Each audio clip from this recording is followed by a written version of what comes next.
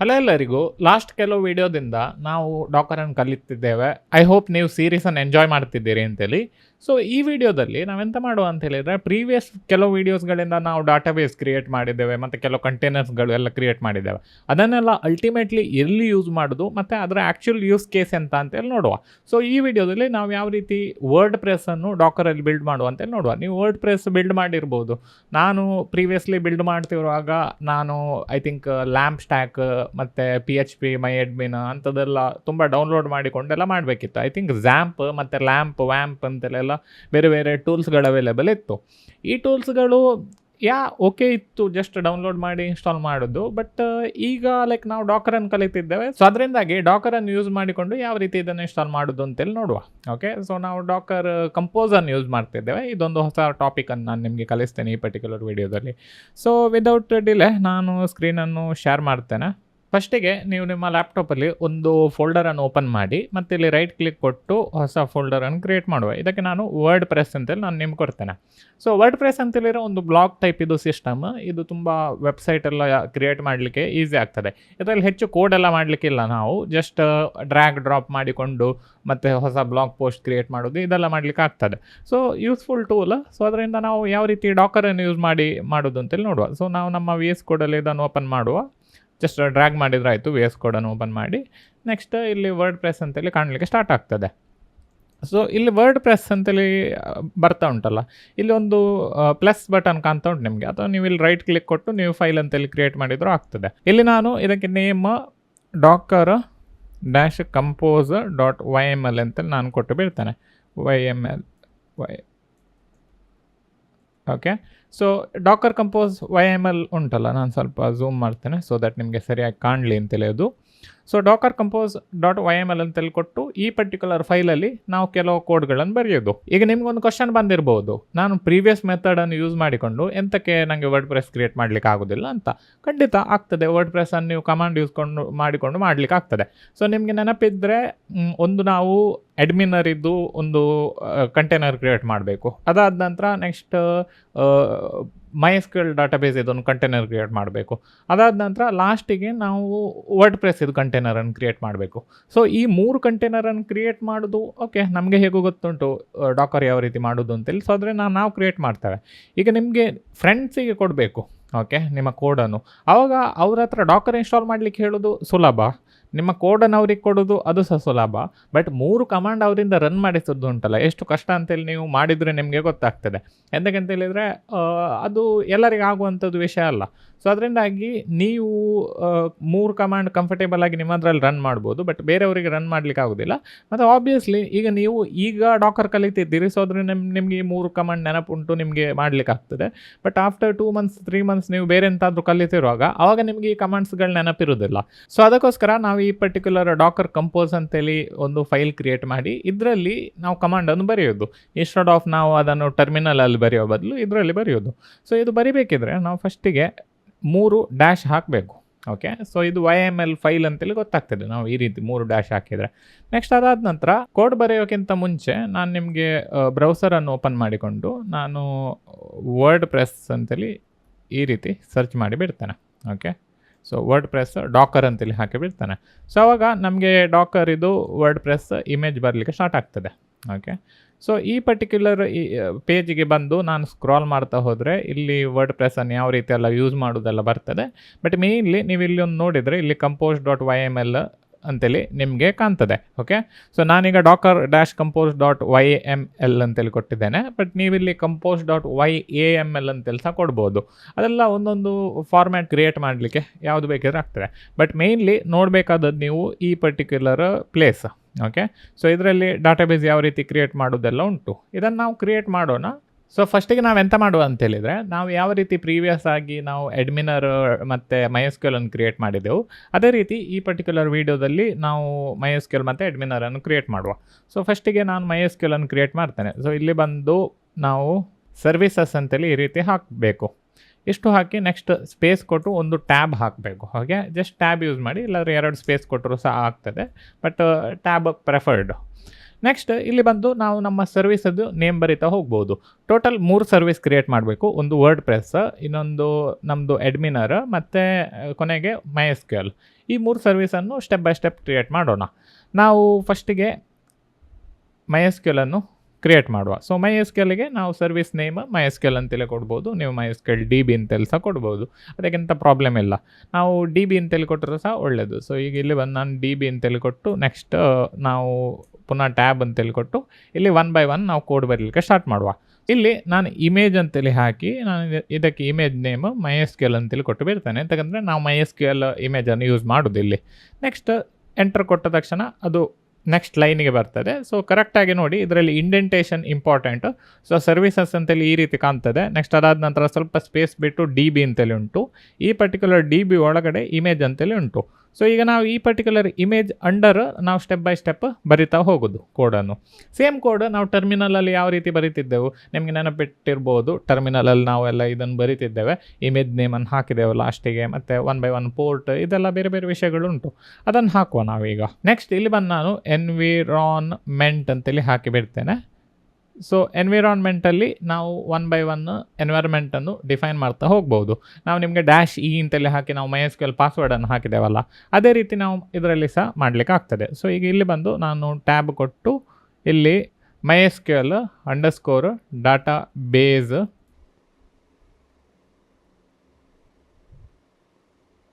ಅಂತೇಳಿ ಹಾಕಿ ನಾನು ಇದಕ್ಕೆ ವರ್ಡ್‌ಪ್ರೆಸ್ ಅಂತೇಳಿ ನೇಮ್ ಕೊಟ್ಟು ಬಿಡ್ತೇನೆ. ಓಕೆ, ವರ್ಡ್‌ಪ್ರೆಸ್ DB ಅಂತೇಳಿ ಸಹ ಕೊಡ್ಬೋದು. ಓಕೆ, ಸೊ ವರ್ಡ್‌ಪ್ರೆಸ್ DB ಇದರಲ್ಲಿ.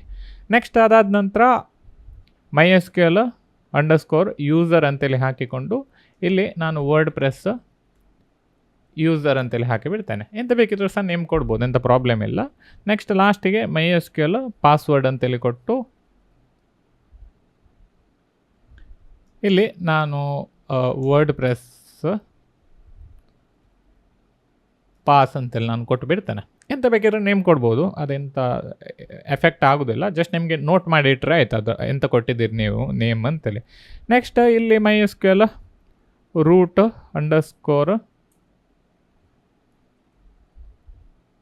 ಪಾಸ್ವರ್ಡ್ ಅಂತೇಳಿ ಈ ರೀತಿ ಕೊಟ್ಟು ಇಲ್ಲಿ ನಾನು ಜಸ್ಟ್ ಒಂದು ರೂಟ್ ಅಂತೇಳಿ ಹಾಕಿ ಬಿಡ್ತೇನೆ. ಎಂತ ಬೇಕಿದ್ರೆ ಸಹ ಹಾಕ್ಬೋದು, ಬಟ್ ನಿಮಗೆ ಬಿಟ್ಟದ್ದು. ನಾನು ಪುನಃ ಅದೇ ಹೇಳ್ತಿದ್ದೇನೆ, ನಿಮಗೆ ಬಿಟ್ಟದ್ದು ಅಂತೇಳಿ. ವಿಷಯ ಅಂತೇಳಿದರೆ ಇದೆಲ್ಲ ಕಸ್ಟಮೈಸೇಬಲ್. ನಿಮಗೆ ಬೇರೆ ಬೇರೆ ಪ್ರಾಜೆಕ್ಟಲ್ಲಿ ಇದನ್ನು ಚೇಂಜ್ ಮಾಡ್ತಾ ಹೋಗ್ಬೋದು. ಅದೆಂತ ಲೈಕ್ ಇದೇ ರೀತಿ ಆಗಿರಬೇಕು ಅಂತೇಳಿ ಎಂತಿಲ್ಲ. ನೆಕ್ಸ್ಟ್ ಇಲ್ಲಿ ಬಂದು ನಾವು ಒಂದು ರೀಸ್ಟಾರ್ಟ್ ಅಂತೇಳಿ ಹಾಕಿ ಬಿಡೋಣ. ಸೊ ರೀಸ್ಟಾರ್ಟ್ ಆಲ್ವೇಸ್ ಅಂತೇಳಿ ಹಾಕಿ ಬಿಡ್ತೇನೆ. ಅದರ ಅರ್ಥ ಎಂತ ಅಂತೇಳಿದರೆ ಇಫ್ ಇನ್ ಕೇಸ್ ಈ ಪರ್ಟಿಕ್ಯುಲರ್ ಕಂಟೈನರ್ ಸ್ಟಾಪ್ ಆದರೆ ರೀಸ್ಟಾರ್ಟ್ ಆಗಲಿ ಅದರಷ್ಟಕ್ಕೆ ಅಂತೇಳಿ ಹಾಕಿ ಬಿಟ್ಟದ್ದು. ನೆಕ್ಸ್ಟ್ ಫೈನಲ್ ಸ್ಟೆಪ್ ಎಂತ ಅಂತೇಳಿದರೆ ವಾಲ್ಯೂಮ್ ಅಂತೇಳಿ ಈ ರೀತಿ ಹಾಕಬೇಕು. ಸೊ ವಾಲ್ಯೂಮ್ ಎಂತ ಆಗ್ತದೆ ಅಂತೇಳಿದರೆ ನಮ್ಮ ಲೋಕಲ್ ಫೈಲ್ ಸಿಸ್ಟಮ್ ಉಂಟಲ್ಲ, ಇಲ್ಲಿ ನಾವು MySQL ಡಾಟಾಬೇಸ್ ಇದು ವಾಲ್ಯೂಮನ್ನು ನಾವು ಬರುವಾಗೆ ಮಾಡ್ಬೋದು. So that just in case ಈ ಕಂಟೈನರ್ ಡಿಲೀಟ್ ಆಯಿತು, ಸ್ಟಿಲ್ ನಮ್ಮ ಹತ್ರ ಡಾಟಾಬೇಸ್ ಇದು ಫೈಲ್ಸ್ಗಳೆಲ್ಲ ಇರ್ತದೆ. ಮತ್ತು ಎಂತಾದರೂ ಡಾಕರ್ ಕೆಲವು ಸರಿ ನಾವು ಡಿಲೀಟ್ ಮಾಡುವ ಚಾನ್ಸ್ ಉಂಟು. ಸೊ ಅದಕ್ಕೋಸ್ಕರ ಅದೆಲ್ಲ ಡಿಲೀಟ್ ಆಗುವಾಗ ನಮ್ಮ ಡಾಟಾಬೇಸ್ ಸೇಫ್ ಆಗಿ ಸ್ಟೋರ್ ಆಗಿರಬೇಕು. ವಾಲ್ಯೂಮ್ಸಲ್ಲಿ ಬೇರೆ ಬೇರೆ ವಿಧಾನಗಳು ಉಂಟು, ಬಟ್ ನಾನೀಗ ಸಿಂಪಲ್ ನಾವು ಪ್ರೀವಿಯಸ್ ಆಗಿ ನಾವು ಎಂತ ಕಲ್ತಿದ್ದೇವೆ ಅದನ್ನೇ ನಾನು ಕಲಿಸ್ತೇನೆ. -v ಅಂತೇಳಿ ಹಾಕಿ ನಾವು ವಾಲ್ಯೂಮನ್ನು ಕ್ರಿಯೇಟ್ ಮಾಡೋದಿತ್ತು. ಸೊ ಇಲ್ಲಿ ಬಂದು ನಾನು ಡ್ಯಾಶ್ ಅಂತೇಳಿ ಕೊಟ್ಟು ಇಲ್ಲಿ ./DB ಅಂತೇಳಿ ಕೊಟ್ಟು ನಾವು /var/lib/MySQL ಅಂತೇಳಿ ಕೊಟ್ಟರೆ ನಮ್ಮದು MySQL ಡಾಟಾಬೇಸ್ ಕ್ರಿಯೇಟ್ ಆಗ್ತದೆ ಮತ್ತು ವಾಲ್ಯೂಮ್ .db ಒಳಗೆ ಬಂದು ಸೇವ್ ಆಗಿ ಬಿಡ್ತದೆ. ನೆಕ್ಸ್ಟ್ ಅದಾದ ನಂತರ ನಾವು ನಮ್ಮ ಎಡ್ಮಿನರ್ ಕಂಟೈನರನ್ನು ಕ್ರಿಯೇಟ್ ಮಾಡುವ. ಸೊ ಇಲ್ಲಿ ಬಂದು ನಾನು ಎಡ್ಮಿನರ್ ಅಂತೇಳಿ ಈ ರೀತಿ ಕೊಟ್ಟು ನಾನು ಪುನಃ ಸ್ಪೇಸ್ ಕೊಟ್ಟು ಇಮೇಜ್ ಅಂತೇಳಿ ಹಾಕಿ ಇಲ್ಲಿ ಎಡ್ಮಿನರ್ ಅಂತೇಳಿ ಹಾಕಿ ಬಿಡ್ತೇನೆ. ಎಡ್ಮಿನರಲ್ಲಿ ಹೆಚ್ಚೆಂಥ ವಿಷಯ ಹಾಕಲಿಕ್ಕಿಲ್ಲ, ನಾವು ಜಸ್ಟ್ ಒಂದು ಪೋರ್ಟ್ಸ್ ಅಂತೇಳಿ ಹಾಕಿ ಇಲ್ಲಿ ನಾವು ಪೋರ್ಟನ್ನು ಸೆಟ್ ಮಾಡಿಬಿಟ್ರೆ ಆಯಿತು. So 80 ಪೋರ್ಟನ್ನು set ಮಾಡಿಬಿಡ್ತೇನೆ. ಎಡ್ಮಿನರ್ ಒಳಗಡೆ ಸಹ ಅದೇ ಪೋರ್ಟ್ ಇರೋದು. ಸೊ 80 ಅಂತೇಳಿ ಹಾಕಿ ಬಿಡ್ತೇನೆ. ನೀವು ಈ ಪರ್ಟಿಕ್ಯುಲರ್ ಪೋರ್ಟನ್ನು ಚೇಂಜ್ ಮಾಡ್ಬೋದು ನಿಮಗೆ ಬೇಕಿದ್ದರೆ, ಅದರಲ್ಲಿ ಎಂಥ ತೊಂದರೆ ಇಲ್ಲ. ನೆಕ್ಸ್ಟ್ ಇಲ್ಲಿ ಬಂದು ನಾನು ರೀಸ್ಟಾರ್ಟ್, ಇದಕ್ಕೆ ಸಹ ರೀಸ್ಟಾರ್ಟ್ ಅಂತೇಳಿ ಹಾಕಿ ಬಿಡ್ತೇನೆ, ಆಲ್ವೇಸ್ ಅಂತೇಳಿ ಕೊಟ್ಟು ಬಿಡ್ತೇನೆ. ಸೊ ಇಷ್ಟು ಕೊಟ್ಟು ನಾನು ನಮ್ಮ ಟರ್ಮಿನಲನ್ನು ಓಪನ್ ಮಾಡಿಬಿಡುವ, ನಮ್ಮ ಇಂಟಿಗ್ರೇಟೆಡ್ ಟರ್ಮಿನಲ್ VS ಕೋಡಲ್ಲಿರುವ ಟರ್ಮಿನಲ್. ಸೊ ಇದನ್ನು ಓಪನ್ ಮಾಡಿಕೊಂಡು ಡಾಕರ್ ಕಂಪೋಸ್ ಅಪ್ ಅಂತೇಳಿ ಕೊಟ್ಟು ಬಿಡ್ತೇನೆ. ಸೊ ಎಂಥದ್ದು ಎರರ್ ಬರ್ತಾ ಉಂಟು. So additional property volume not allowed ಅಂತೇಳಿ ಬರ್ತಾ ಉಂಟು. ಸೊ ಇಲ್ಲಿ ವಾಲ್ಯೂಮ್ ಅಲ್ಲ ವಾಲ್ಯೂಮ್ಸ್ ಅಂತೇಳಿ ನಾವು ಕೊಡಬೇಕಿದನ್ನು. ಸೊ ಇಷ್ಟು ಕೊಟ್ಟು ಪುನಃ ರನ್ ಮಾಡ್ತೇನೆ. ಸೊ ಈಗ ಕ್ರಿಯೇಟ್ ಆಯ್ತದು. ಸೊ ವರ್ಡ್ ಪ್ರೆಸ್ ಕ್ರಿಯೇಟ್ ಮಾಡಲಿಲ್ಲ ನಾವಿನ್ನೂ ಸಹ, ನಾವು ಜಸ್ಟ್ ಅಡ್ಮಿನರ್ ಮತ್ತು ಡಾಟಾಬೇಸನ್ನು ಕ್ರಿಯೇಟ್ ಮಾಡಿದ್ದೇವೆ. ಕೊಟ್ಟು ನಾನು ಬ್ರೌಸರನ್ನು ತೆಗೆದು ಇಲ್ಲಿ ಬಂದು ನೋಡಿ, ನಾನು ಲೋಕಲ್ ಹೋಸ್ಟ್ 8080ಗೆ ಹೋದರೆ ನಮ್ಮದು ಅಡ್ಮಿನರ್ ಕಾಣಲಿಕ್ಕೆ ಸ್ಟಾರ್ಟ್ ಆಗ್ತದೆ. ಸೊ ಇಲ್ಲಿ ಬಂದು ನಾನು MySQL ಬದಲು ಐ ಥಿಂಕ್ MySQL ನಾವು ಯೂಸ್ ಮಾಡ್ತಿರೋದು, MySQL ಅಂತೇಳಿ ಕೊಟ್ಟು ಬಿಡ್ತೇನೆ. DB ಪ್ಲೇಸಲ್ಲಿ ನಾವು ವರ್ಡ್ ಪ್ರೆಸ್ ನಾವೆಂತ ನೇಮ್ ಕೊಟ್ಟಿದ್ದೇವೆ ಅದೇ ಹಾಕಬೇಕು. ಸೊ ಇಲ್ಲಿ ನಾನು DB ಅಂತೇಳಿ ಕೊಟ್ಟಿದ್ದೇನೆ. ಸೊ ಅದರಿಂದ DB ಅಂತೇಳಿ ಹಾಕಿದ್ರೆ ಆಯಿತು. ನೆಕ್ಸ್ಟ್ ಪಾಸ್ವರ್ಡ್ ಮತ್ತು user name word press user ಅಂತೇಳಿ ಕೊಟ್ಟಿದ್ದೇನೆ. Next password word press -pass ಅಂತೇಳಿ ಕೊಟ್ಟಿದ್ದೇನೆ. ಸೊ ಇಷ್ಟು ಕೊಟ್ಟು ನಾನು ಲಾಗಿನ್ ಅಂತ ಕ್ಲಿಕ್ ಕೊಟ್ಟರೆ ಲಾಗಿನ್ ಆಗ್ತದೆ. ಸೊ ಇದರಲ್ಲಿ word press DB already create ಆಗಿದೆ. ಟೇಬಲೆಲ್ಲ ಎಂತ ಇಲ್ಲ ಅಟ್ ದ ಮೂಮೆಂಟ್, ಎಂತಕಂದರೆ ನಾವು ವರ್ಡ್ ಪ್ರೆಸ್ ಆ್ಯಕ್ಚುಲಾಗಿ ಕ್ರಿಯೇಟ್ ಮಾಡಲಿಲ್ಲ. ಸೊ ಈಗ ವರ್ಡ್ ಪ್ರೆಸ್ಸನ್ನು ಆ್ಯಕ್ಚುಲಾಗಿ ಕ್ರಿಯೇಟ್ ಮಾಡಲಿಕ್ಕೆ ನೋಡುವ. ಸೊ ಅದು ಮಾಡಬೇಕಿದ್ರೆ ನಾನು ಇಲ್ಲಿ ಬಂದು ಸ್ಟಾರ್ಟಿಂಗಲ್ಲೇ ಹೋಗಿಬಿಡ್ತೇನೆ ಇಲ್ಲಿ. ಸೊ ಸ್ಟಾರ್ಟಿಂಗಲ್ಲಿ ಕರೆಕ್ಟಾಗಿ ನೋಡಿ ಇಲ್ಲಿ. ಸೊ ನಾನು DB ಇಲ್ಲಿ ಉಂಟು, ಅಡ್ಮಿನರ್ ಅದರ ಕೆಳಗಡೆ ಉಂಟು. ನಾನು ಪುನಃ ಸ್ಟಾರ್ಟಿಂಗಿಗೆ ಬಂದು ವರ್ಡ್ ಪ್ರೆಸ್ ಅಂತೇಳಿ ಈ ರೀತಿ ಟೈಪ್ ಮಾಡಿ ವರ್ಡ್ ಪ್ರೆಸ್ ಇದರೊಳಗಡೆ ಬಂದು ನಾನು ಪುನಃ ಎಂಟರ್ ಕೊಟ್ಟು ನೆಕ್ಸ್ಟ್ ಟ್ಯಾಬ್ ಕೊಟ್ಟು ಇದರೊಳಗಡೆ ಇಮೇಜ್ ಅಂತೇಳಿ ಹಾಕಿ ನಾನು ಇದಕ್ಕೆ ವರ್ಡ್ ಪ್ರೆಸ್ ಅಂತೇಳಿ ಕೊಟ್ಟು ಬಿಡ್ತೇನೆ. So word press image. Next ಅದಾದ ನಂತರ ಇದಕ್ಕೆ ಪೋರ್ಟ್ಸ್ ಅಂತೇಳಿ ಕೊಟ್ಟು ಇದರೊಳಗಡೆ ನಾನು ಪೋರ್ಟನ್ನು 8000 ಅಂತೇಳಿ ಕೊಟ್ಟು ಬಿಡ್ತೇನೆ. ಇಲ್ಲಿ 80 ಅಂತೇಳಿ ಕೊಟ್ಟು ಬಿಡ್ತೇನೆ. ಸೊ ಅದು I think behind the scene ಅದು ಅಪ್ಯಾಚೆ ಕಂಟೈನರ್ ಯೂಸ್ ಮಾಡ್ತಿರೋದು. ಸೊ ನಾವು Nginx ಯೂಸ್ ಮಾಡಿದ್ದೇವೆ, ಅದರಲ್ಲಿ ಸಹ ನೀವು ನೆನಪಿಟ್ಟಿರ್ಬೋದು ನಿಮಗೆ. ಸೊ 80 ಪೋರ್ಟಲ್ಲಿ ಉಂಟು. ಸೊ ನಾವು ಅದನ್ನು ನಮ್ಮ ಲ್ಯಾಪ್ಟಾಪಲ್ಲಿ ನಾವು 8000 ಪೋರ್ಟಲ್ಲಿ ರನ್ ಮಾಡೋದು ಅದನ್ನು. ನೆಕ್ಸ್ಟ್ ಅದಾದ ನಂತರ ಇಲ್ಲಿ ಬಂದು ಎನ್ವಿರಾನ್ಮೆಂಟ್ ಅಂತೇಳಿ ಈ ರೀತಿ ಹಾಕಿ ನಾನು 1 by 1 ವರ್ಡ್ ಪ್ರೆಸ್ ಇದು ಎನ್ವೈರ್ಮೆಂಟನ್ನು ಬರೀಲಿಕ್ಕೆ ಸ್ಟಾರ್ಟ್ ಮಾಡ್ಬೋದು. ಇದು ಸ್ವಲ್ಪ ವಿಷಯಗಳು ಉಂಟಿದ್ರಲ್ಲಿ. ಸೊ ಇದನ್ನು ನಾವು ಬರೆದು ಬಿಡೋಣ. ಸೇಮ್ ನಾವಿಲ್ಲಿ MySQL ಡಾಟಾಬೇಸ್ ಎಲ್ಲ ಕೊಟ್ಟಿದ್ದೇವಲ್ಲ, ಅದೇ ರೀತಿ ವರ್ಡ್ ಪ್ರೆಸ್ ರಿಲೇಟೆಡ್ ಎನ್ವೈರ್ಮೆಂಟ್. ನೀವು ಡಾಕ್ಯುಮೆಂಟೇಷನನ್ನು ನೋಡಿದರೆ ನಿಮಗೆ ಅದರಲ್ಲಿ ಕ್ಲಿಯರಾಗಿ ಬರ್ತದೆ environment. Just in case video ನೋಡಿ ನಿಮಗೆ ಅರ್ಥ ಆಗದಿದ್ದರೆ ವರ್ಡ್ ಪ್ರೆಸ್ ಡಾಕರ್ ಅಂತೇಳಿ ಸರ್ಚ್ ಮಾಡಿ ಅದರೊಳಗಡೆ ನಿಮಗೆ ಎಲ್ಲ ಡೀಟೇಲ್ಗಳು ಕಾಣಲಿಕ್ಕೆ ಸ್ಟಾರ್ಟ್ ಆಗ್ತದೆ. ಸೊ ಫಸ್ಟಿಗೆ ವರ್ಡ್ ಪ್ರೆಸ್ _DB_host ಅಂತೇಳಿ ಉಂಟು. ಸೊ ಇಲ್ಲಿ ಹೋಸ್ಟ್ ಅಂತೇಳಿ ಈ ರೀತಿ ಕೊಟ್ಟು ನಾನು ಇದರೊಳಗಡೆ ನಾನು ಡಾಟಾಬೇಸ್ ಇದು ಹೋಸ್ಟ್ ಕೊಡಬೇಕು. ಸೊ ನಮ್ಮ ಹೋಸ್ಟ್ ನೇಮ್ DB ಅಂತೇಳಿ ಆಗಿರ್ತದೆ, ಎಂತಂದರೆ ನಾವಿಲ್ಲಿ DB ಅಂತೇಳಿ ಕೊಟ್ಟಿದ್ದೇವೆ. ನೀವು ಇಲ್ಲಿ ಬೇರೆ MySQL ಅಥವಾ ಬೇರೆ ಎಂತಾದರೂ ಕೊಟ್ಟಿದ್ದರೆ ನೀವು ಅದನ್ನೇ ಬರಿಬೇಕು ಇಲ್ಲಿ. ಸೊ ಇಲ್ಲಿ ನಾನು DB ಅಂತೇಳಿ ಕೊಟ್ಟು ಬಿಡ್ತೇನೆ. ನೆಕ್ಸ್ಟ್ ಅದಾದ ನಂತರ ವರ್ಡ್ ಪ್ರೆಸ್ _DB_user ಅಂತೇಳಿ ಕೊಡೋದು. ಸೊ ಇಲ್ಲಿ ಯೂಸರಲ್ಲಿ ನಾನು ವರ್ಡ್ ಪ್ರೆಸ್ DB ಅಲ್ಲ, ವರ್ಡ್ ಪ್ರೆಸ್ -user ಅಂತೇಳಿ ನೀವು ಇಲ್ಲಿ ಕೆಳಗಡೆ ನೋಡಿರ್ಬೋದು, ಇದನ್ನೇ ಹಾಕಿದರೆ ಆಯಿತು. ನೆಕ್ಸ್ಟ್ ಲೈನಿಗೆ ಬಂದು ನಾನು ಪುನಃ ಬರೀತೇನೆ ವರ್ಡ್ ಪ್ರೆಸ್ DB_password. ಸೊ ಇಲ್ಲಿ ನಾನು ವರ್ಡ್ ಪ್ರೆಸ್ ಪಾಸ್ ಅಂತೇಳಿ ಕೊಟ್ಟು ಬಿಡ್ತೇನೆ. ನೆಕ್ಸ್ಟ್ ಲಾಸ್ಟಿಗೆ ವರ್ಡ್ ಪ್ರೆಸ್ DB ನೇಮ್ ಅಂತೇಳಿ ಕೊಟ್ಟು ನಾವು ಇಲ್ಲಿ ವರ್ಡ್ ಪ್ರೆಸ್ DB ಅಂತೇಳಿ ಕೊಟ್ಟರೆ ಆಯಿತು. ಸೊ ವರ್ಡ್ ಪ್ರೆಸ್ DB ನಾವು ಡಾಟಾಬೇಸಿಗೆ ಎಂತ ನೇಮ್ ಕೊಟ್ಟಿದ್ದೇವೆ ಅದೇ ಕೊಟ್ಟರೆ ಆಯಿತು.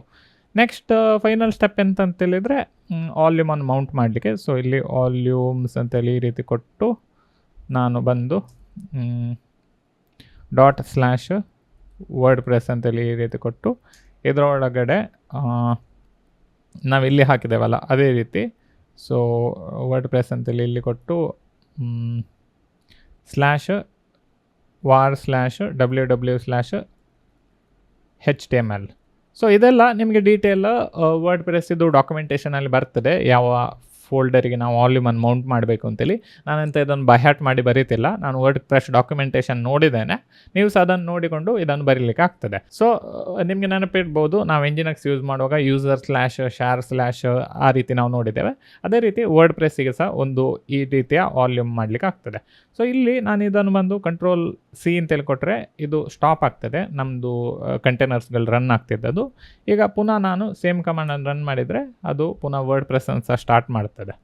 ಸೊ ಈಗ ನಾನು ಬ್ರೌಸರನ್ನು ಓಪನ್ ಮಾಡಿ ಇಲ್ಲಿ ಬಂದು ನೋಡಿದರೆ ಇಲ್ಲಿ ಲೋಕಲ್ ಹೋಸ್ಟ್ 8080ಗೆ ಹೋದರೆ ನಮ್ಮದು ಅಡ್ಮಿನರ್ ಉಂಟು. ಸೊ ನನಗೆ ಇಲ್ಲಿ ಕ್ಲಿಕ್ ಕೊಟ್ಟರೆ ನಮಗೆಲ್ಲ ಡೀಟೇಲ್ಗಳು ಕಾಣಲಿಕ್ಕೆ ಸ್ಟಾರ್ಟ್ ಆಗ್ತದೆ ವರ್ಡ್ ಪ್ರೆಸ್ DB ಅಂತೇಳಿ. ಎಂಥ ಟೇಬಲ್ ಎಂತ ಕ್ರಿಯೇಟ್ ಆಗಿಲ್ಲ. ನೆಕ್ಸ್ಟ್ ನಾನಿಲ್ಲಿ ಬಂದು ಲೋಕಲ್ ಹೋಸ್ಟ್ 8000ಗೆ ಹೋದರೆ ನಮಗೆ ವರ್ಡ್ ಪ್ರೆಸ್ ಕೆಲವೇ ಟೈಮಲ್ಲಿ ರನ್ ಆಗುವ ಚಾನ್ಸ್ ಉಂಟು. ಇಫ್ ಎಂಥ ಎರರ್ ಬಂದರೆ ನಮಗೆ ಇಲ್ಲಿ ಕಾಣಲಿಕ್ಕೆ ಸ್ಟಾರ್ಟ್ ಆಗ್ತದೆ. ಸೊ ನೋಡುವ ಎಂಥ ಎರರ್ ಬಂದಿದೆ ಅಂತೇಳಿ. ಓಕೆ, ಎಂಥ ಎರರ್ ಕಾಣ್ತಿಲ್ಲ, ಹೋಪ್ಫುಲಿ ಕಾಣ್ಬೋದು ನಮಗೆ. ಸೋನು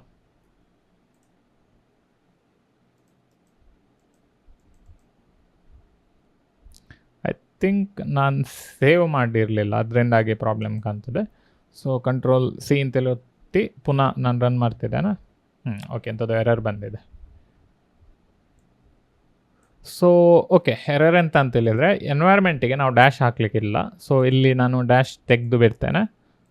ಸೊ ಈ ಎಲ್ಲ ಡ್ಯಾಶನ್ನು ತೆಗೆದು ನಾನು ಸೇವ್ ಮಾಡಿ ಬಿಡ್ತೇನೆ. ಸೊ ಸೇಮ್ ನಾವಿಲ್ಲಿ ಹಾಕಲಿಲ್ಲ ಡ್ಯಾಶನ್ನು, ನಾನು ತಪ್ಪಿ ಹಾಕಿದೆ ಅಲ್ಲಿ ಡ್ಯಾಶ್. ಅದನ್ನು ನೀವು ತೆಗೆದು ಅದನ್ನು ಪುನಃ ರನ್ ಮಾಡಿದರೆ ಓಕೆ, ವರ್ಡ್ ಪ್ರೆಸ್ ಫುಲ್ ಅಂತೇಳಿ ಬರ್ತಾ ಉಂಟು. ಸೊ ಈಗ ವರ್ಡ್ ಪ್ರೆಸ್ ಇನ್ಸ್ಟಾಲ್ ಆಗ್ತದೆ. ವೆಯ್ಟ್ ಮಾಡೋಣ ವರ್ಡ್ ಪ್ರೆಸ್ ಇನ್ಸ್ಟಾಲ್ ಆಗಲಿಕ್ಕೆ. ಸೊ ಈಗ ವರ್ಡ್ ಪ್ರೆಸ್ ಕ್ರಿಯೇಟ್ ಆಯಿತು. ನಮಗೆ ಇಲ್ಲೆಲ್ಲ ವರ್ಡ್ ಪ್ರೆಸ್ ಇದು ಫೈಲ್ಸ್ಗಳೆಲ್ಲ ಕಾಣ್ತದೆ. ವರ್ಡ್ ಪ್ರೆಸ್ PHPಯಲ್ಲಿ ಇರೋದು. ಸೊ ಅದರಿಂದ ನಿಮಗೆ PHP ಗೊತ್ತಿದ್ದರೆ ನಿಮಗೆ ಇಲ್ಲಿ ಎಂತೆಲ್ಲ ಅಂತೇಳಿ ಕೋಡ್ ಅರ್ಥ ಆಗಲಿಕ್ಕೆ ಸ್ಟಾರ್ಟ್ ಆಗ್ತದೆ. ಬಟ್ ನಾವು ವರ್ಡ್ ಪ್ರೆಸ್ಸನ್ನು ಟಚ್ಚೇ ಮಾಡಲಿಲ್ಲ ಈಗ, ಎಂತಂದರೆ ವರ್ಡ್ ಪ್ರೆಸ್ ಯೂಶ್ವಲಿ ಟಚ್ ಮಾಡುವ ಅಗತ್ಯವೇ ಇಲ್ಲ. ಸೊ ನಾನೀಗ ಇಲ್ಲಿ ಬಂದು ಇಲ್ಲಿ ರಿಫ್ರೆಶ್ ಕೊಟ್ಟರೆ ಈಗ ಲೋಡ್ ಆಗ್ತದೆ. ಸೊ ಅದು ಕೇಳ್ತಾ ಉಂಟು ನಮಗೆ ಇಂಗ್ಲೀಷ್ ಅಂತೇಳಿ ನಾನು ಕೊಟ್ಟು ಬಿಡ್ತೇನೆ. ಕಂಟಿನ್ಯೂ. ನೆಕ್ಸ್ಟ್ ಸೈಟ್ ಟೈಟಲ್ ಕೊಡ್ಬೋದು. ನಾನು ಮಂಜುನಾಥ್ ಬ್ಲಾಗ್ ಅಂತೇಳಿ ಕೊಟ್ಟು ಬಿಡ್ತೇನೆ. ಯೂಸರ್ ನೇಮ್ ನಾನು ಮಂಜುನಾಥ್ ಅಂತೇಳಿ ಕೊಡ್ತೇನೆ. ಪಾಸ್ವರ್ಡ್ ನಾನು ಸೆಕ್ಯೂರ್ ಪಾಸ್ವರ್ಡನ್ನು ಕೊಟ್ಟು ಬಿಡ್ತೇನೆ. ಸೊ ಪಾಸ್ವರ್ಡ್ ಅಂತೇಳಿ ಹಾಕಿದೆ. ನೀವು ಚೇಂಜ್ ಮಾಡಬೇಕು ಅದನ್ನು, ನೀವು ಪಾಸ್ವರ್ಡ್ ಅಂತೇಳಿ ಕೊಡಬೇಡಿ. ಕನ್ಫರ್ಮ್ ವೀಕ್ ಪಾಸ್ವರ್ಡ್ ಅಂತ ಕೊಟ್ಟೆ. ನೆಕ್ಸ್ಟ್ ನಿಮ್ಮದು ಇಮೇಲ್ ಹಾಕ್ಬೋದು. ಇಲ್ಲಿ ನಾನು test.com ಅಂತೇಳಿ ಹಾಕಿದೆ. ನೆಕ್ಸ್ಟ್ ಡಿಸ್ಕರೇಜ್ ಬೇಕಿದ್ರೆ ಮಾಡ್ಬೋದು, ಬಟ್ ಬೇಡ, ಸರ್ಚ್ ಇಂಜಿನಲ್ಲಿ ಹೋಗಲಿ ಅದು. ಸೊ ಇಷ್ಟು ಸೇವ್ ಮಾಡಿಬಿಟ್ಟೆ. ಸೊ ಮಂಜುನಾಥ್ ಪಾಸ್ವರ್ಡ್ ನಮಗೆ ಗೊತ್ತುಂಟು ನಾನು ಎಂಥ ಪಾಸ್ವರ್ಡ್ ಹಾಕಿದ್ದೇನೆ ಅಂತೇಳಿ. ಸೊ ನೀವು ಸಹ ಪಾಸ್ವರ್ಡ್ ಅಂತ ನೆನಪಿಡಿ. ನೆಕ್ಸ್ಟ್ ಇಲ್ಲಿ ಬಂದು ನಾನು ಮಂಜುನಾಥ್ ಅಂತೇಳಿ ಕೊಡ್ತೇನೆ. ಪಾಸ್ವರ್ಡ್ ಅಂತೇಳಿ ಕೊಟ್ಟಿದ್ದೆ. ಸೊ ಅದನ್ನೇ ಕೊಟ್ಟರೆ ಆಯಿತು. ಸೊ ನೋಡಿ ಒಂದ್ಸರಿ ವೆರಿಫೈ ಮಾಡಿ ಕರೆಕ್ಟ್ ಉಂಟಾ ಇಲ್ವಾ ಅಂತೇಳಿ ಪಾಸ್ವರ್ಡು. ರಿಮೆಂಬರ್ ಮೀ ಅಂತೇಳಿ ಕೊಟ್ಟು ಲಾಗಿನ್ ಅಂತೇಳಿ ಕೊಟ್ಟರೆ ಲಾಗಿನ್ ಆಗಲಿಕ್ಕೆ ಸ್ಟಾರ್ಟ್ ಆಗ್ತದೆ. ಓಕೆ, ಸೊ ಇದು ವರ್ಡ್ ಪ್ರೆಸ್ ಇದು ಪ್ಯಾನಲ್. ಇಲ್ಲಿ ಬಂದು ನೀವು ಇಲ್ಲಿ ಆ್ಯಡ್ ಪೋಸ್ಟ್ ಅಂತೇಳಿ ಕೊಟ್ಟರೆ ನಿಮಗೆಲ್ಲ ಪೋಸ್ಟ್ಗಳನ್ನೆಲ್ಲ ಕ್ರಿಯೇಟ್ ಮಾಡ್ಬೋದು. So I am learning Dakar ಅಂತೇಳಿ ಒಂದು ಹೊಸ ಪೋಸ್ಟ್ ಕ್ರಿಯೇಟ್ ಮಾಡಿದೆ. ಇಲ್ಲಿ ನಾನು ಡಾಕರ್ ಈಸ್ ಅಮೇಝಿಂಗ್ ಇನ್ ಕನ್ನಡ ಅಂತೇಳಿ ಹಾಕಿಬಿಡ್ತೇನೆ. ಸೊ ಇಷ್ಟು ಕೊಟ್ಟು ನಾನು ಪಬ್ಲಿಷ್ ಅಂತೇಳಿ ಕೊಡ್ತೇನೆ. ಸೊ ಪಬ್ಲಿಷ್ ಅಂತೇಳಿ ಕೊಟ್ಟ ತಕ್ಷಣ ಇದು ಪಬ್ಲಿಷ್ ಆಗ್ತದೆ. ನೆಕ್ಸ್ಟ್ ನಾವು ಪಬ್ಲಿಷ್ ಮಾತ್ರ ಮಾಡೋದಲ್ಲ. ಸೊ ಇದನ್ನು ನಾನು ಇಲ್ಲಿ ವರ್ಡ್ ಪ್ರೆಸ್ಸಿಗೆ ಬಂದು ಇಲ್ಲಿ ನಾನು ಕ್ಲಿಕ್ ಕೊಟ್ಟರೆ ವ್ಯೂ ಸೈಟ್ ಅಂತೇಳಿ ಉಂಟು. ಇದು ಕ್ಲಿಕ್ ಕೊಟ್ಟ ತಕ್ಷಣ ನಮಗೆ ಇಲ್ಲಿ ನಮ್ಮ ಬ್ಲಾಗ್ ಎಲ್ಲ ಕಾಣಲಿಕ್ಕೆ ಸ್ಟಾರ್ಟ್ ಆಗ್ತದೆ. ಇದು ವೆಬ್ಸೈಟೇ, ನಾರ್ಮಲ್ ವೆಬ್ಸೈಟೇ. ನೀವು ಇದನ್ನು ರಿಲೀಸ್ ಮಾಡಿದರೆ ನಿಮಗೆ ಪಬ್ಲಿಕ್ ಇದರಲ್ಲಿ ಕಾಣಲಿಕ್ಕೆ ಆಗ್ತದೆ. ನಾವು ಮೇನ್ಲಿ ಡಾಕರನ್ನು ಯೂಸ್ ಮಾಡ್ತಿರೋದು ಇದನ್ನು. ಸೊ ಇಲ್ಲಿ ನಾನೀಗ ಕ್ಲಿಕ್ ಕೊಟ್ಟರೆ ಇಲ್ಲೆಲ್ಲ ಡಾಕರ್ ಇದು ಡೀಟೇಲ್ ಬರ್ತದೆ. ಅಂದರೆ ನಾವೀಗ ಕ್ರಿಯೇಟ್ ಮಾಡಿದ್ದ ಪೋಸ್ಟ್ ಇದು ಡೀಟೇಲ್. ಮತ್ತು ಹೆಲೋ ವರ್ಲ್ಡ್ ಅಂತೇಳಿ ಒಂದು ಪೋಸ್ಟ್ ಉಂಟು. ಸೊ ಇದರಲ್ಲಿ ಕಮೆಂಟ್ಸ್ಗಳೆಲ್ಲ ಉಂಟು, ಬೇರೆಯವ್ರು ಸಹ ಕಮೆಂಟ್ ಹಾಕ್ಬೋದು. ಸೊ ಇದೊಂದು ಜಸ್ಟ್ ಒಂದು ವರ್ಡ್ ಪ್ರೆಸ್ ಒಂದು ಸಿಂಪಲ್ ಬ್ಲಾಗ್ ಟೈಪ್. ಇದು ನೀವೀಗ ಕ್ಲೈಂಟ್ಸಿಗೆ ವೆಬ್ಸೈಟ್ ಎಲ್ಲ ಕ್ರಿಯೇಟ್ ಮಾಡುವಾಗ ಇದರಲ್ಲಿ ಯೂಸ್ ಮಾಡ್ಬೋದು. ಸೊ ಇದರಲ್ಲಿ ಬೇರೆ ಬೇರೆ ಥೀಮ್ಸ್ಗಳೆಲ್ಲ ಆಪ್ಷನ್ಸ್ಗಳು ಅವೈಲೇಬಲ್ ಇದೆ. ಸೊ ಈಗ ನಾನು ಇಲ್ಲಿ ಬಂದ ಅಪಿಯರೆನ್ಸಲ್ಲಿ ಕೊಟ್ಟು ಥೀಮ್ಸ್ ಅಂತೇಳಿ ಹಾಕಿದರೆ ಬೇರೆ ಬೇರೆ ಥೀಮ್ಸ್ಗಳೆಲ್ಲ ಇರ್ತದೆ. ಸೊ ಆ್ಯಡ್ ಥೀಮ್ ಅಂತೇಳಿ ಕೊಟ್ಟರೆ ಈವನ್ ಪಾಪ್ಯುಲರ್ ಥೀಮ್ಸ್ಗಳೆಲ್ಲ ಕಾಣ್ತದೆ. ಸೊ ಈಗ ನಾನಿಲ್ಲಿ ಆಸ್ಟ್ರಾ ಅಂತೇಳಿ ಉಂಟು. ಸೊ ಇದನ್ನು ಇನ್ಸ್ಟಾಲ್ ಮಾಡಿದರೆ ನಮಗೆ ಒಂದು ಒಳ್ಳೆ ಥೀಮ್ ಕಾಣ್ತದೆ. ಸೊ ಇನ್ಸ್ಟಾಲ್ ಆಗಲಿಕ್ಕೆ ಸ್ವಲ್ಪ ಟೈಮ್ ಆಗ್ತದೆ ಅದು. ಸೊ ಇನ್ಸ್ಟಾಲ್ ಆಯಿತು. ಆ್ಯಕ್ಟಿವೇಟ್ ಅಂತೇಳಿ ಕೊಟ್ಟು ನಾನು ವ್ಯೂ ಬ್ಲಾಗ್ ಅಂತೇಳಿ ಕೊಟ್ಟರೆ ನಮ್ಮ ಥೀಮ್ ಆ್ಯಕ್ಟಿವೇಟ್ ಆಯಿತು. ಸೊ ಇದನ್ನು ನೀವು ಇಲ್ಲಿ ಹೋಮ್ ಪೇಜನ್ನು ಅಡ್ಜಸ್ಟ್ ಎಲ್ಲ ಮಾಡೋದೆಲ್ಲ ಮಾಡಲಿಕ್ಕೆ ಆಗ್ತದೆ. ಬಟ್ ನೀವು ನೋಡಿರ್ಬೋದು ಸ್ವಲ್ಪ ಚೇಂಜಸ್ ಆಗಿದೆ. ಆಗ ಬೇರೆ ರೀತಿ ಕಾಣ್ತಿತ್ತು, ಈಗ ಬೇರೆ ರೀತಿ ಕಾಣಲಿಕ್ಕೆ ಸ್ಟಾರ್ಟ್ ಆಯಿತು. ಸೊ ಈಗ ನಾನು ಇಲ್ಲಿ ಬಂದು ನಮ್ಮ ಎಡ್ಮಿನರನ್ನು ನೋಡಿ ಇಲ್ಲಿ ರಿಫ್ರೆಶ್ ಕೊಟ್ಟರೆ ಸೊ ಇಲ್ಲಿ ವರ್ಡ್ ಪ್ರೆಸ್ DB ಅಂತೇಳಿ ಉಂಟು. ಸೊ ಇದರಲ್ಲಿ ಎಲ್ಲ ವರ್ಡ್ ಪ್ರೆಸ್ ಇದು ಡೀಟೇಲ್ಸ್ಗಳು ಉಂಟು. ಸೊ ಈಗ ನಾನಿಲ್ಲಿ ಸೆಲೆಕ್ಟ್ ಡಾಟಾ ಅಂತೇಳಿ ಕೊಟ್ಟರೆ ನಾನು ಕ್ರಿಯೇಟ್ ಮಾಡಿದ ಯೂಸರ್ ಪಾಸ್ವರ್ಡ್ ಎನ್ಕ್ರಿಪ್ಟ್ ಆಗಿರ್ತದೆ. ಅದರಲ್ಲಿ ನಿಕ್ ನೇಮ್ ಮತ್ತು ಬೇರೆ ಬೇರೆ ಡೀಟೇಲ್ಸ್ಗಳೆಲ್ಲ ಉಂಟು. ಇಮೇಲ್, URL ಯಾವಾಗ ಕ್ರಿಯೇಟ್ ಮಾಡಿದ್ದು. ಸೊ ಒಂದು ಒಳ್ಳೆ ಆಪ್ಷನ್ ಇದು. ನೆಕ್ಸ್ಟ್ ನೀವು ಈ ಪರ್ಟಿಕ್ಯುಲರ್ ಪ್ರಾಜೆಕ್ಟನ್ನು ನಿಮ್ಮ ಫ್ರೆಂಡ್ಸಿಗೆ ಎಂತಾದರೂ ಕೊಡಬೇಕಿದ್ರೆ ನೀವು ಜಸ್ಟ್ ಈ ಪರ್ಟಿಕ್ಯುಲರ್ ಫೋಲ್ಡರ್ ಇದರೊಳಗಡೆ 3 ಫೈಲ್ಸ್ಗಳುಂಟು. ಒಂದು ಡಾಕರ್ ಕಂಪೋಸ್, ಇದನ್ನು ನಾವು ಕೋಡ್ ಮಾಡಿದ್ದು ವಿ ಎಸ್ ಕೋಡನ್ನು ಯೂಸ್ ಮಾಡಿಕೊಂಡು.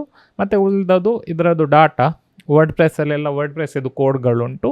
ಡಿ ಬಿ ಒಳಗಡೆ ಆ್ಯಕ್ಚುಲ್ ಆಗಿ ಡಾಟಾಬೇಸ್ ಇದು ಸ್ಟೋರೇಜ್ ಅಂತ ಉಂಟು, ಅದೆಲ್ಲ ಉಂಟು. ಸೊ ಸಿಂಪಲ್ ಸ್ಟೆಪ್ಸ್ಗಳಲ್ಲಿ ನಿಮಗೆ ಇದು ಮಾಡಲಿಕ್ಕೆ ಆಗ್ತದೆ.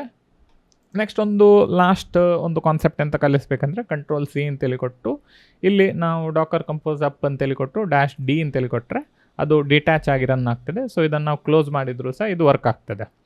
ನೆಕ್ಸ್ಟ್ ಡಿಟ್ಯಾಚ್ ಆಗಿ ರನ್ ಆದದನ್ನು ನಾವು ಸ್ಟಾಪ್ ಮಾಡಬೇಕಿದ್ರೆ ಡಾಕರ್ ಕಂಪೋಸ್ ಡೌನ್ ಅಂತೇಳಿ ಕೊಟ್ಟರೆ ಇದು ಎಲ್ಲ ಕಂಟೈನರ್ಸ್ಗಳನ್ನು ಸ್ಟಾಪ್ ಮಾಡ್ತದೆ, ರಿಮೂವ್ ಸಹ ಮಾಡಿ ಬಿಡ್ತದೆ. ಸೊ ದ್ಯಾಟ್ ನೆಕ್ಸ್ಟ್ ನೀವು ರನ್ ಮಾಡಬೇಕಿದ್ರೆ ಮಾಡ್ಬೋದು. ಸೊ ಇಲ್ಲಿ ಬಂದು ನಾನು ಡಾಕರ್ ಕಂಪೋಸ್ PS ಅಂತೇಳಿ ಕೊಟ್ಟರೆ ಎಂಥ ಕಂಟೈನರ್ ರನ್ ಆಗ್ತಿಲ್ಲ. ಸೊ ಇನ್ನೊಂದು ಕಮಾಂಡ್, ನಾವು ಯಾವ ಫೋಲ್ಡರ್ ಒಳಗಡೆ ಇದ್ದೇವೆ ಅಲ್ಲಿ ಎಂತಾದರೂ ಡಾಕರ್ ಕಂಪೋಸ್ ಫೈಲಿಂದ ಎಂಥ ರನ್ ಆಗ್ತಿದ್ರೆ ಇಲ್ಲಿ ಕಾಣಲಿಕ್ಕೆ ಸ್ಟಾರ್ಟ್ ಆಗ್ತದೆ. So simple enough Dakar compose up -D ಅಂತೇಳಿ ಕೊಟ್ಟರೆ ಕಂಟೈನರ್ಸ್ಗಳು ಕ್ರಿಯೇಟ್ ಆಯಿತು. ಸೊ ಇಲ್ಲಿ ನಾನು ಡಾಕರ್ ಕಂಪೋಸ್ PS ಅಂತೇಳಿ ಕೊಟ್ಟರೆ ಇಲ್ಲೆಲ್ಲ ಡೀಟೇಲ್ಗಳು ಕಾಣಲಿಕ್ಕೆ ಸ್ಟಾರ್ಟ್ ಆಗ್ತದೆ. ನಮ್ಮದು ಈ ಪರ್ಟಿಕ್ಯುಲರ್ ಫೋಲ್ಡರ್ ಒಳಗೆ ಎಂತೆಲ್ಲ ಕಂಟೈನರ್ ರನ್ ಆಗ್ತಾ ಉಂಟು ಅದು. ಸೊ ಐ ಹೋಪ್ ನಿಮಗೆ ಈ ಪರ್ಟಿಕ್ಯುಲರ್ ವಿಡಿಯೋ ಅರ್ಥ ಆಯಿತು. ಸ್ವಲ್ಪ ಇನ್ಡೆಪ್ತ್ ಇತ್ತು, ಡೀಟೇಲಾಗಿ ಎಕ್ಸ್ಪ್ಲೈನ್ ಮಾಡಿದ್ದೇನೆ ನಾನು ನಿಮಗೆ. ವರ್ಡ್ ಪ್ರೆಸ್ ಕಂಟೈನರ್ ಉಂಟು ಇಲ್ಲಿ, ನೆಕ್ಸ್ಟ್ ಡಾಟಾಬೇಸ್ ಕಂಟೈನರ್ ಉಂಟು, ನೆಕ್ಸ್ಟ್ ಅದಾದ ನಂತರ ಅಡ್ಮಿನರ್ ಉಂಟು. ನೆನಪಿಟ್ಕೊಳ್ಬೇಕಾದದ್ದು ಇಷ್ಟೇ, ಇಲ್ಲಿ ಸ್ಪೇಸ್ ಎಲ್ಲ ಕರೆಕ್ಟಾಗಿ ಬಿಡಬೇಕು ನೀವು. ಇಫ್ ಎಂತಾದರೂ ಒಂದು ಸ್ಪೇಸ್ ಮಿಸ್ ಆಯಿತು ಅಥವಾ ನಾನಿಲ್ಲಿ ಆಗ ಒಂದು ಡ್ಯಾಶ್ ಅಂತೇಳಿ ಹಾಕಿದ್ದೆ ಅವಾಗೆಲ್ಲ ಎರರ್ ಬರಲಿಕ್ಕೆ ಸ್ಟಾರ್ಟ್ ಆಗ್ತದೆ. ಆ ಎರರನ್ನು ಕರೆಕ್ಟಾಗಿ ನೋಡಿ ಫಿಕ್ಸ್ ಮಾಡಿದರೆ ಆಯಿತು. ಅದರ್ ದನ್ ದ್ಯಾಟ್ ತುಂಬ ಸಿಂಪಲ್ ಉಂಟು ಇದು, ಸ್ಟೆಪ್ ಬೈ ಸ್ಟೆಪ್ ಮಾಡಿದರೆ ನಿಮ್ಗೆ ಅರ್ಥ ಆಗ್ತದೆ ಇದು. ಸೊ ಐ ಹೋಪ್ ನಿಮಗೆ ಈ ಪರ್ಟಿಕ್ಯುಲರ್ ವಿಡಿಯೋ ಇಷ್ಟ ಆಯಿತು. ಡಾಕರ್ ಸೀರೀಸನ್ನು ಇನ್ಡೆಪ್ತ್ ಆಗಿ ಮಾಡಿದ್ದೇನೆ ನಾನು ನಿಮಗೆ. ಸೊ ಅದರಿಂದ ಇಲ್ಲಿ ತನಕ ನೀವು ಮುಟ್ಟಿದ್ರೆ ಒಂದು ಕಮೆಂಟ್ ಹಾಕಿಬಿಡಿ, ಈ ವಿಡಿಯೋಗೆ ಲೈಕ್ ಕೊಟ್ಟು ಬಿಡಿ. ಮತ್ತು ನೆಕ್ಸ್ಟ್ ಇನ್ನೂ ಸಹ ವೀಡಿಯೋಸ್ ಬೇಕಿದ್ರೆ ಡಾಕರ್ ರಿಲೇಟೆಡ್ ನೀವು ಕಮೆಂಟ್ ಹಾಕಲೇಬೇಕು. ಎಂತಕ್ಕಂದರೆ ವ್ಯೂಸ್ ತುಂಬ ಬೀಳಲಿಕ್ಕೆ ಸ್ಟಾರ್ಟ್ ಆಗಿದೆ. ಸ್ಟಾರ್ಟಿಂಗಲ್ಲಿ ತುಂಬ ವ್ಯೂಸ್ಗಳು ಬರ್ತಿತ್ತು, ಈಗ ವ್ಯೂಸ್ಗಳು ಬೀಳಲಿಕ್ಕೆ ಸ್ಟಾರ್ಟ್ ಆಗಿದೆ. ಸೊ ಅದು ಎಕ್ಸ್ಪೆಕ್ಟೆಡೇ, ಅದಂತ ಲೈಕ್ ಹೊಸ ವಿಷಯ ಅಲ್ಲ. ಬಟ್ ನೀವೀಗ ಇಲ್ಲಿ ತನಕ ಮುಟ್ಟಿದರೆ ಒಂದು ಲೈಕ್ ಕೊಟ್ಟು ಬಿಡಿ, ಮತ್ತೊಂದು ಕಮೆಂಟ್ ಹಾಕಿಬಿಡಿ ನಿಮಗೆ ಡಾಕರ್ ಸೀರೀಸ್ ಕಂಟಿನ್ಯೂ ಮಾಡಬೇಕು ಅಂತೇಳಿ. ಸೊ ಕಂಟಿನ್ಯೂ ಮಾಡೋಣ ನಾವು. ಇನ್ನೂ ಸಹ ವೀಡಿಯೋಸ್ಗಳು ತುಂಬ ಉಂಟು ಇದರಲ್ಲಿ ಕಲಿಸಲಿಕ್ಕೆ. ಮರ್ನ್ ಸ್ಟ್ಯಾಕ್ ಉಂಟು, ಪೈಥಾನ್ ಉಂಟು, PHP ಸಹ ರಿಲೀಸ್ ಮಾಡೋದು ಹೇಗೆ ಅಂತೇಳಿ ನೋಡಬೇಕು. ಸೊ ಬೇರೆ ಬೇರೆ ಟೂಲ್ಸ್ಗಳೆಲ್ಲ ನಾವು ಡಾಕರನ್ನು ಯೂಸ್ ಮಾಡಿಕೊಂಡು ರಿಲೀಸ್ ಮಾಡಲಿಕ್ಕೆ ಆಗ್ತದೆ.